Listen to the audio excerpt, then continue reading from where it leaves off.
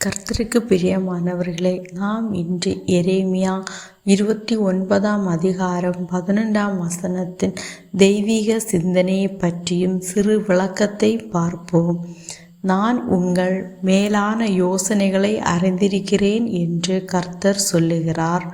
நம் வாழ்க்கையில் எதிர்பாராத மோசமான நிகழ்வுகளுக்குள் சென்று கொண்டிருந்தாலும் தேவனுக்கு திட்டங்கள் உண்டு என்பதை நாம் மறக்கக்கூடாது.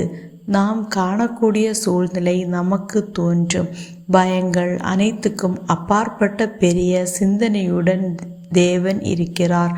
இந்த வசனத்திலிருந்து நாம் புரிந்து கொள்வது, நம்மை பற்றி நம்மை விட அதிகம் அறிந்தவர் தேவன். உலகில் சில நேரங்களில் துன்பம் அனுபவிக்க வேண்டிய நேரம் வரும். மனிதர்கள் நம்மை கைவிடும் சூழ்நிலை ஏற்படும். அந்த வேளையில் நம்பிக்கை இழக்காமல் கர்த்தருக்கென்று காத்திருந்து நேரத்தை ஒதுக்க வேண்டும். கர்த்தர் நமக்காக இறங்குவார். ஆமேன்.